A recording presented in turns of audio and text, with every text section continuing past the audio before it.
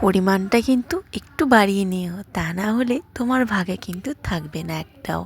আমি ভাজা ছোলাটা 1 প্যাকেট নিয়েছি। তারপর নিয়েছি চিনেবাদাম, যেটা খোসা উঠিয়ে নিয়েছি ড্রাই রোস্ট করে। তারপর ড্রাই রোস্ট করা তিল আর ড্রাই রোস্ট করা কাজু। সামান্য একটু ঘি দিচ্ছি ফ্লেভারটা একটু ভালো করার জন্য। তারপর দিয়ে দিয়েছি পরিমাণ মতন গুড়। গুড়টাকেও বেশ ভালো করে গলিয়ে নিতে হবে। এদিকে যে ভেজে রাখা কাজুটা আর চিনেবাদামটাকে, ওইটাকে একটু ভেঙে টুকরো করে নিলাম।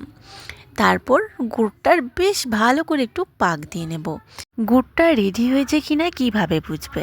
একটা পাত্রের মধ্যে সামান্য একটু গুড় ফেলে এইভাবে হাত দিয়ে চেপে দেখে নেবে। তারপর গ্যাসের ফ্লেমটা অফ করে ভেজে রাখা সমস্ত কিছু দিয়ে ভালো করে একটু মিশিয়ে নেবে। এপিঠ ওপিঠ উল্টে পাল্টে তারপর গরম গরম নামিয়ে নেবে থালার মধ্যে।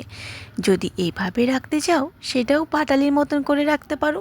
আমি কিন্তু সব কটার নাড়ুই বানিয়ে নিয়েছিলাম। এইভাবে নাড়ু তৈরি করে কৌটোর মধ্যে ভরে রাখলে সেটাও খেতে খুব ভালো লাগে।